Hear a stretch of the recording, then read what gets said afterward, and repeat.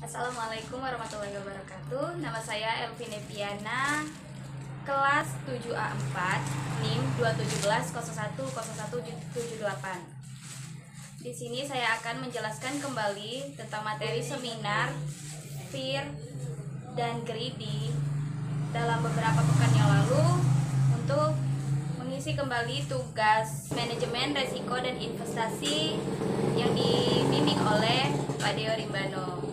Baiklah, di sini saya akan langsung menjelaskan apa itu fear dan greedy.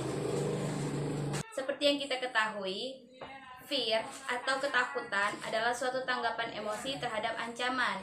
Takut adalah suatu mekanisme pertahanan hidup dasar yang terjadi sebagai respon suatu stimulus tertentu, seperti rasa sakit, ancaman atau ancaman bahaya. Yang kedua adalah greedy.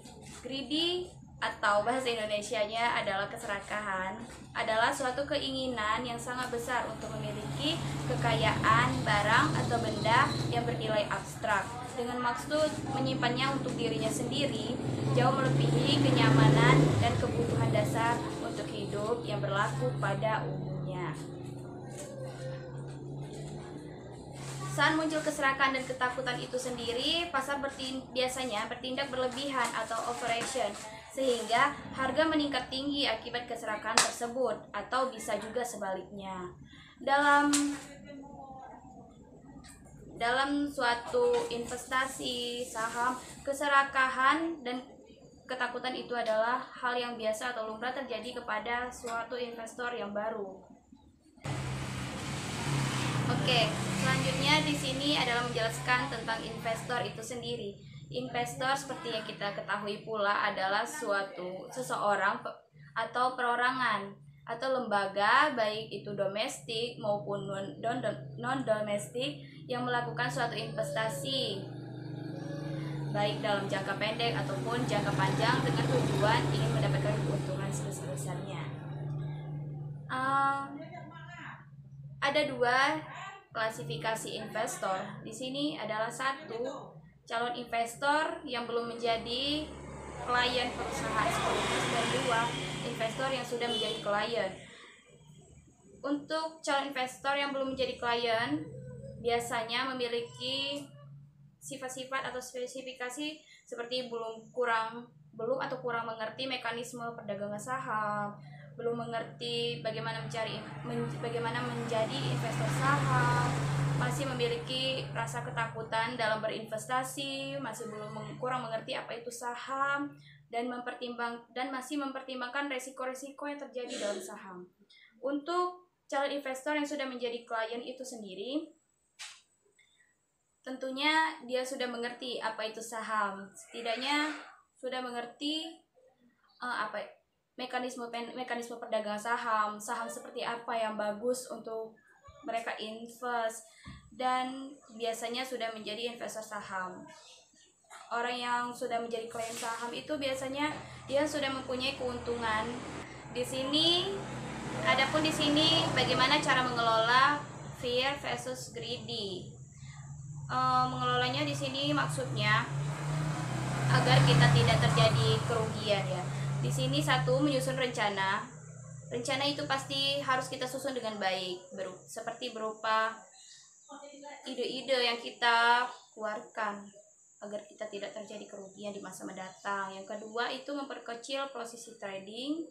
Tiga, mencatat setiap transaksi yang terjadi dan melakukan evaluasi.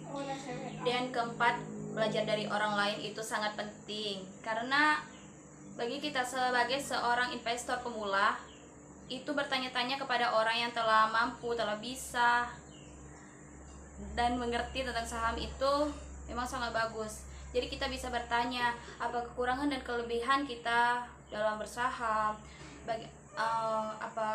seperti apa mekanisme saham, dan juga perusahaan mana yang bagus kita beli sahamnya. Nah, yang terakhir saya akan menjelaskan bagaimana cara menjadi investor saham. Seperti yang kita ketahui atau yang teman-teman memang belum ketahui juga, saya ingin menjelaskan bahwa cara kita menjadi investor saham itu harus ada syarat. Syarat yang pertama itu kita harus memiliki rekening efek.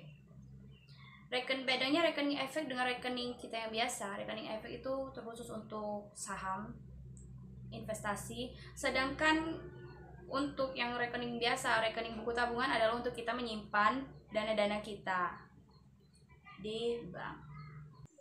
Yang pertama adalah datang ke bank rekening pembukuan yang biasanya kita sudah daftarkan. Misalkan saya kan sudah mendaftar membuat buku tabungan di Bank BRI. Jadi saya bisa membuat rekening efek saya di Bank BRI juga. Yang kedua, mengisi formulir pembukuan subrekening efek dan formulir rekening dana investor.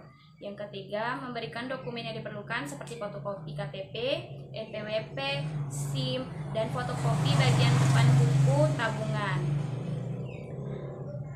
Fotokopi bagian depan buku tabungan itu seperti yang saya jelaskan di kedua tadi, karena gunanya itu seperti ya nggak tahu juga. Yang ketiga, setoran dana awal ke rekening di Bank RDI atas nama calon investor. Di sini gunanya yang fotokopi bagian depan buku tabungan tadi.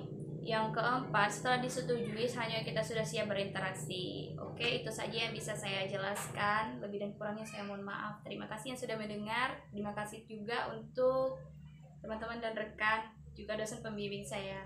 Wassalamualaikum warahmatullahi wabarakatuh.